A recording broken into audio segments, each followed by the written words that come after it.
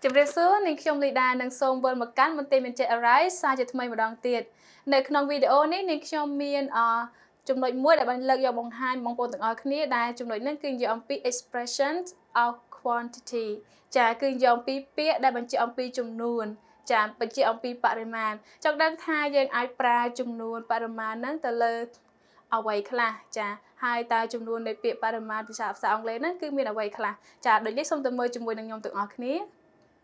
Chả cho một đôi chung nội ní cứ nâng trong năm bằng hai ông pi chung nuôn pariman đã ai pra chung mùi nâng count noun bằng bốn score tế cứ dùng bỏ pra tha niếm đã ai rọ bà chả lấy dân tầm mơ chung mùi kia tha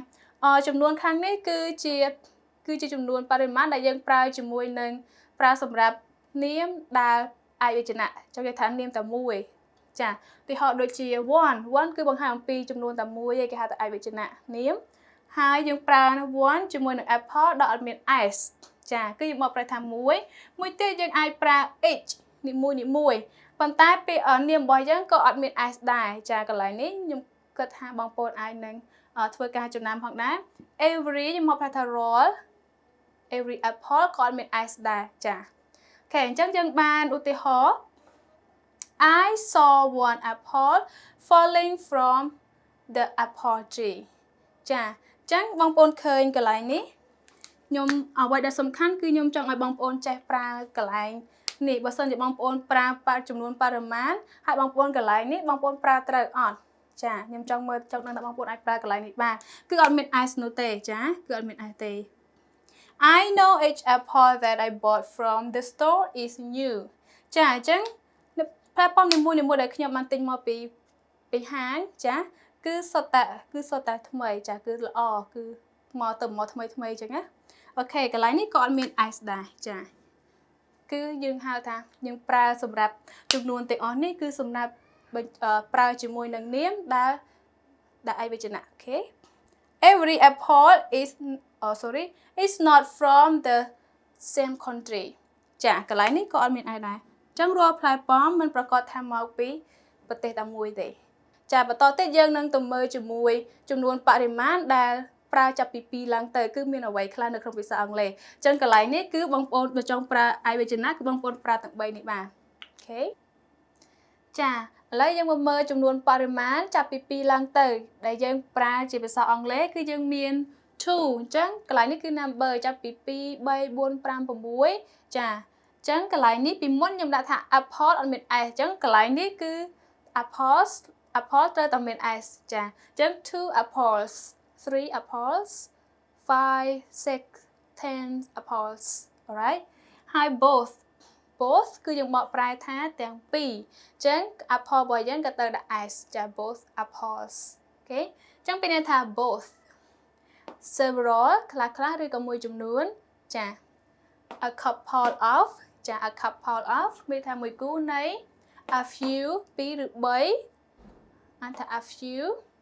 many ជាច្រើនចាពេលនេះបងប្អូនស្គាល់ច្រើនហើយជាច្រើនអូខេអញ្ចឹងរាល់បើសិនជាបងប្អូនប្រើទាំងអស់នេះពីមុខនាមកុំភ្លេចនាមរបស់យើងត្រូវមាន s អូខេឥឡូវយើងទៅមើលឧទាហរណ៍ជាមួយគ្នា I have two close friends both of them are from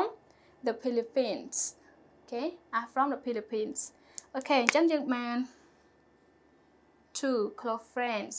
okay both of them are from the Philippines chẳngទាំងពីរកន្លែងនេះគឺពហុនាមចាពហុចឹងទាំងពីរនេះទាំងពីរនេះគឺមកពីប្រទេសហ្វីលីពីនចាឧទាហរណ៍បន្តទៀត my sister gives me a couple of cups ចាចឹង couple of cups ចំនួននាមដែលប្រើពីក្រោយ couple of កន្លែងនេះអូខេគឺយើងប្រើ sចាមិនមែនតាចំនួន couple of ទេគឺទាំងអស់នេះនៅខាងលើចឹងបើសិនជាទាំងអស់នេះយើងប្រើពីមុខនាមចឹងនាមរបស់យើងត្រូវតែមាន s ចាចុងក្រោយ there are a few candies on the ground កន្លែងនេះបងប្អូនឃើញផ្លែទេដោយសារអីគេបងប្អូនមានចាំកាលពីវីដេអូមុនដែលខ្ញុំបានបង្ហាញបើសិនជាកន្លែងនេះយើងចង់ឲ្យនាមទៅជា plural ចឹងយើងប្រើក៏ពិតពាក្យវាគឺ candy ចប់ដោយ y ប៉ុន្តែដោយសារគេដោយសារ candy យើងចំនួនច្រើនគឺយើងត្រូវឆាំង y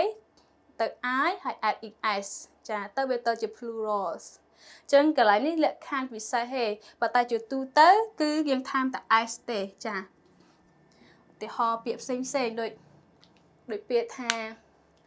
marker គឺយើងថែម s pens ចាអញ្ចឹងនឹងលក្ខខណ្ឌទូទៅអត់បញ្ហាប៉ុន្តែនេះសម្រាប់តែលក្ខខណ្ឌពិសេសអញ្ចឹងបើសិនជាបងប្អូនឃើញកន្លែងនេះឬក៏ឃើញពាក្យមួយបញ្ចប់ដោយនាមមួយដែលបញ្ចប់ដោយ d បញ្ចប់ដោយជញ្ជាក់ឬក៏ស្រៈនៅពីក្រោយចាគឺបងប្អូនធ្វើការផ្លាស់ប្ដូរអូខេអញ្ចឹងមានពាក្យអីទៀតដែលបញ្ចប់ដោយ y អូខេអញ្ចឹងបងប្អូនអាចចំណាំបានអញ្ចឹងអ្វីដែលសំខាន់ខ្ញុំចង់ឲ្យបងប្អូនចេះប្រើចាបន្ទាប់ពីយើងប្រើ a few នាមរបស់យើងត្រូវតែ s ត្រូវតែមាន s add s អូខេនឹងសម្រាប់តា y ដែលបងប្អូនឃើញគឺយើងបងប្អូនឃើញពាក្យនេះគឺយើងផ្លាស់ទៅការផ្លាស់ប្ដូរ I add es ចាបន្តទៅគឺយើងទៅមើលជាមួយនឹងចំនួនបរិមាណដែលយើងប្រើជាមួយនឹងនាមដែលមិនអាចរាប់បានតើមានអ្វីខ្លះទៅតាមដានជាមួយខ្ញុំទាំងអស់គ្នាចាឥឡូវយើងមកមើលចំនួនបរិមាណដែលអាចប្រើជាមួយនឹងនាមដែលមិនអាចរាប់បានអញ្ចឹងយើងមាន non count noun នាមដែលមិនអាចរាប់បានមានដូចជាយើងមានពាក្យ rice របស់ប្រថាអង្គឬក៏បាយស្រូវ fruit pleasure ចាអញ្ចឹង pleasure គឺអត់អាចរាប់បានដូចគ្នា oil គឺប្រភេទប្រេងប្រភេទខ្លាញ់ចាប្រភេទអ៊ីនធឺណិតហ្នឹងគឺយើងរាប់បានដូចគ្នា water ចាប្រភេទវត្ថុរាវដូចគ្នាអូខេឥឡូវចឹងបើសិនជាអូខេឥឡូវយើងមកបកប្រែពាក្យនេះជាមួយគ្នា a little គឺយើងប្រើថាតិចតួចចាបើសិនជាយើងប្រើពាក្យ little ខាងនេះយើងមិនបាច់ខ្វល់ខ្វាយរឿងថា s ឬក៏មិនបាច់ s ទេចាមិនបាច់ថា s ឬក៏អត់ s អូខេអញ្ចឹងគឺយើងប្រើខាងនេះឲ្យតែប្រភេទនាមដែលអាចរាប់បានគឺយើងអត់ដែលប្រើ s នោះទេមិនខ្វល់ខ្វាយរឿងវានោះទេអូខេ much ទោះបីវាមានចំនួនច្រើនចាបង្ហាញអំពីភាពច្រើនរបស់វាក៏កន្លែងនេះមិនប្រែប្រួលតាម s ឯនោះដែរហើយខ្ញុំក៏សូមបង្ហាញផងដែរសម្រាប់ much នេះភាគច្រើនគេប្រើសម្រាប់តែប្រយោគសំណួរទេចាដូច how much money how much water how much how much rice do you need អីចឹងអូខេអញ្ចឹងភាគច្រើនគឺគេប្រើសម្រាប់ប្រយោគសំណួរក៏មិនសូវឃើញមានឬក៏មិនមានគេប្រើសម្រាប់ប្រយោគស្របដែរចាអូខេឥឡូវយើងទៅមើលឧទាហរណ៍ជាមួយខ្ញុំទាំងអស់គ្នា I have a little milk inside my backpack ចាកន្លែងនេះ milk រាប់អត់បាននោះទេអញ្ចឹងយើងអត់បាច់ខ្វល់ខ្វាយនឹងថាម s ឬថាម s នោះទេចាដោយសារតែវាគឺជា non count non count នាម non count noun ចាហើយមួយទៀត how much money do you have in your pocket អូខេអញ្ចឹង how much money ដូចខ្ញុំបានជម្រាបជូនមុនហ្នឹងចាដោយសារតែ much ត្រូវបានប្រើសម្រាប់តែប្រយោគសំណួរអញ្ចឹង how much គឺសួរបានតែទៅលើរាល់នាមដែលមិនអាចរាប់បានក៏បងប្អូនមិនអាចប្រើ how much ទៅសួរអំពីវត្ថុដែលអាចរាប់បាននោះទេដូចជា how much car do you have how much market do you have ចាអញ្ចឹងគឺអត់ត្រូវទេ how much យើងប្រើបានទៅលើនាមដែលមិនអាចរាប់បានចាអូខេអញ្ចឹងចាឥឡូវយើងទៅមើលចុងក្រោយជាមួយគ្នាអំពីចំនួនបរិមាណដែលអាចប្រើបានទាំងcount noun ទាំងនាមរាប់បានហើយនិងនាមដែលរាប់មិនបានចាឥឡូវយើងមកមើលជាមួយនឹងចំនួនបរិមាណដែលយើងអាចប្រើបានទាំងនាមដែលអាចរាប់បាននិងនាមដែលមិនអាចរាប់បានអូខេឥឡូវយើងមាន no អូខេ no ចា no apple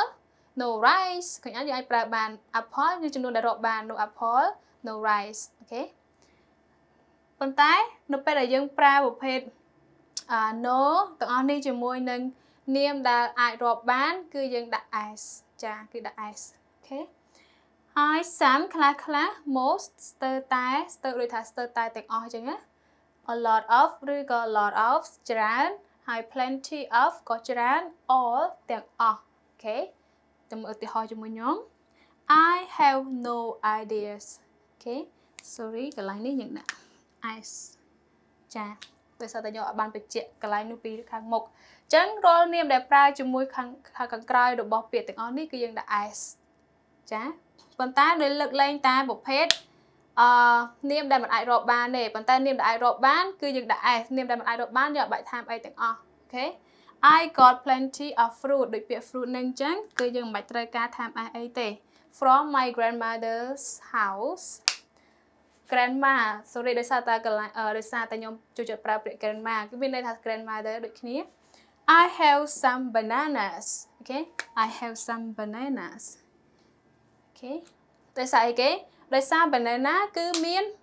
គឺជាចំនួនដែលរាប់បានអញ្ចឹងកន្លែងបានយើងត្រូវដាក់ s បងប្អូនទាំងអស់គ្នាតើ I have some bananas okay